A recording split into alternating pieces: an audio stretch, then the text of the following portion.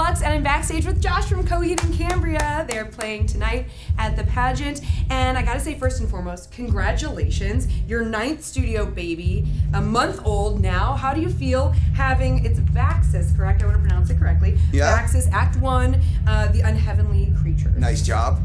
How do you feel having it out now? It's been a month, so people have been able to hear the songs both on their own and live at shows. Yeah, it's exciting.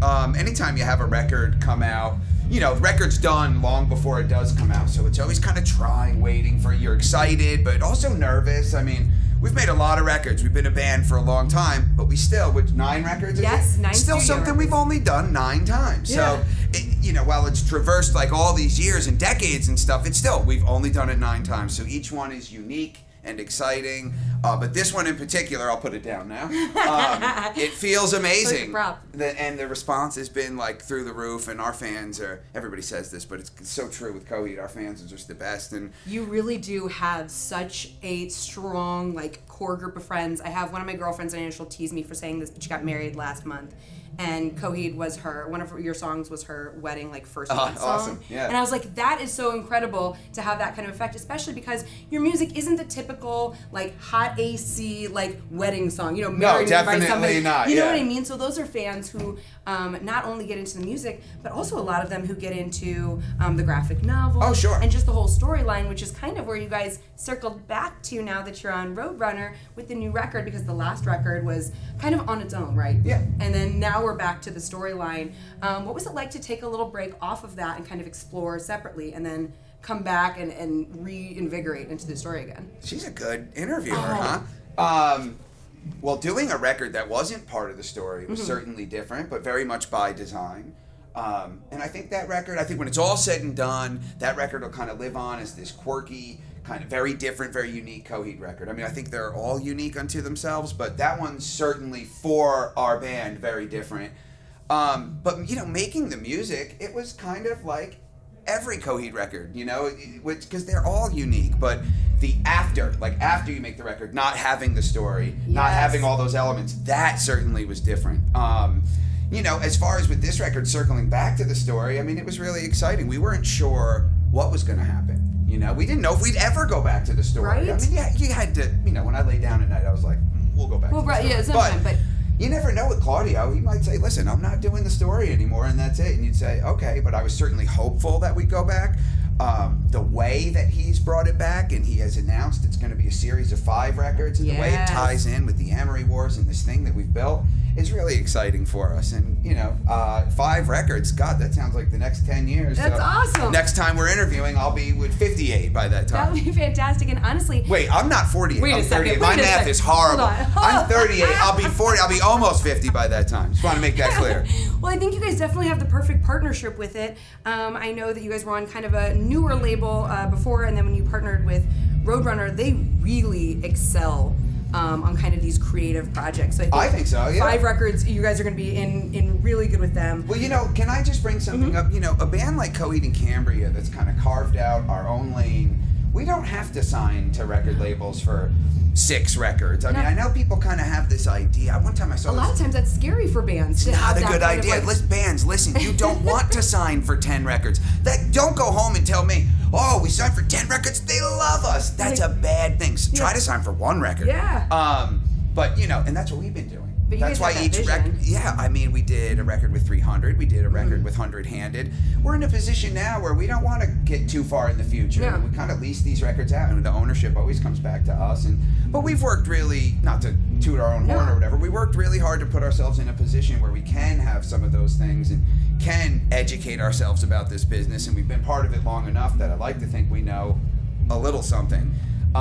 And with Roadrunner, I think we always wanted to be on Roadrunner. We saw what they've done with rock bands, and we said, God, wouldn't that be a cool home for us? Their lineup is so eclectic, and it's just all over the place. Such a weird rooted in like metal too. If you go way back, dude, like Roadrunner is crazy. I don't know what they're thinking, but they make it work, and so it's almost like, okay, now it's the right time, and we couldn't be more stoked, obviously. Honestly, that's perfect for you guys as a band, because when I think about a band putting out a new record, and then obviously the first thing that comes to the radio station is a single.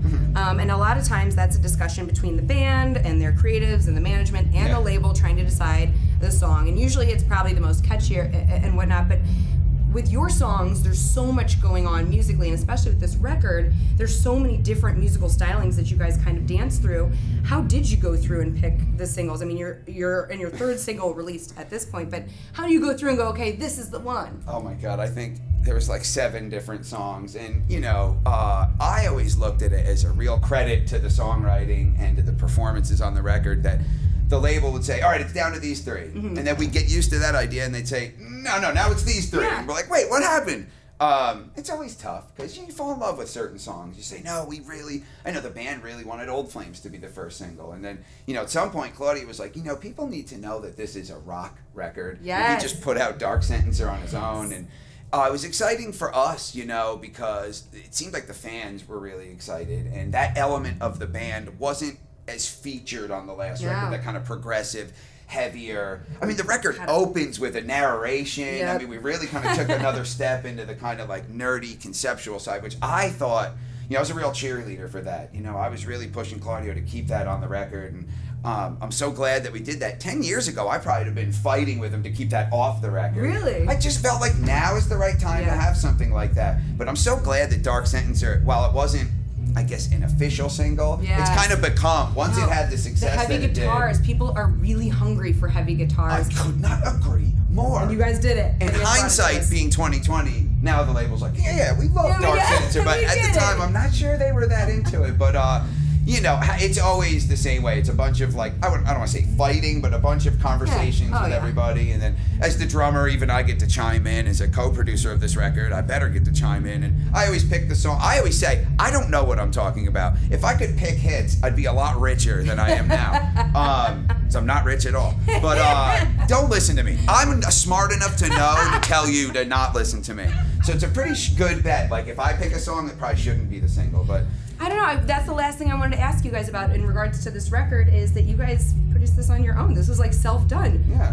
What was that like? How does that feel? Oh man, you know what? It wasn't that much different than every other record. You've had pretty much the control that you wanted. Well, I don't want to, and whenever I say this, it sounds, and I'm not sure there's a way to say it without it sounding like I'm kind of discrediting the producers we've worked with. We've had great relationships, and really, I think we've made great records with these producers. Yeah. Obviously, we've loved all the records before. Well, that's really nice of you to say. But we have always produced our records. Always. It wasn't some producer saying, right here a door opens and we want it to sound like a spaceship. No, that was us doing that. So it wasn't that different. And I want to make it clear, you know, we worked with Chris Bittner, who had produced 5 records with us. Michael Birnbaum and Chris Bittner. They did Second Stage, In Keeping Secrets, Good Apollo, the Holy Trinity, as a lot of the fans call it. Then they also did Afterman, Ascension, and Descension. So we went to the studio that my dad built, that we've had all this history. Awesome. We recorded all those records there, and we basically hired Chris as an engineer, and it just wasn't any different. He was already ever. Family. It's just like, like left hand and right hand just together doing what they're supposed to do. Yeah, so in that case, I just think at this point, you know, we're all around 40 years old, and we've all done this 9 times. We said, you know, and it was kind of a tough conversation because Mike Birnbaum is somebody we love and have a world of respect for, and he's done all kinds of great records and made a lot of great records with us, but we said, Mike, this time we want to do it on our own. And I give Mike a lot of credit for letting us come into the studio. Right? It was hard for him to take a back seat, but I think, you know, I'm glad that that he allowed us to do it. I'm glad that our own, you know, that we had the ambition and the courage to do it on our own. Even the label at first was like, well, why don't you guys go in and do 2 songs first? Just to see. And it's like, dude, we're not a bunch of kids. 9th studio album. I know. You know what we did? For 5 more. We went in and we did Toys and Unheavenly Creatures, and we sent it to the label, and it was cool because they were like, all right, here's money. This is perfect. You go yeah, and it was awesome because it was like, all right, we can do this. So you didn't know, really. Maybe without a producer, maybe it ends with all of us choking each other. And like, but we had, honestly, the best time making this record. And it's something we're all immensely proud of. And, you know, as a co-producer, I've always been a co-producer on Coheed Records. Always. That's kind of, I think, the biggest thing that I bring to this band. I know the material in and out. The songs speak to my heart just like they do to the most diehard fans. I say that's how the translation is. I feel like if it doesn't come genuinely from the people, it's not gonna translate to the people out in the audience. Yeah, well, hopefully that's something I never have to know. It's always spoken to me. I mean, Claudia's one of my favorite writers, so the songs have always kind of like burrowed into my heart. And when that happens, I've worked with bands and on records where I don't love the stuff. It's a much different experience. But Yeah, like I said, we couldn't be more proud of the record, and I'm sure happy that people seem to like it. I hope certain songs find a way to touch people's souls. Well, I think you're definitely going to do that tonight. I am so excited for your new record to be out. Everyone go out there and get Vax's Act 1, The Unheavenly Creatures. Josh, this is a fantastic interview. I had such a great I'm a good interview, I gotta say, Lux. I'm a good interview. But there's a bunch of people knocking at the door to come meet you, all the fans. So I'll say goodbye to you here. Lux, Josh from Coheed at the Pageant, thank you so much.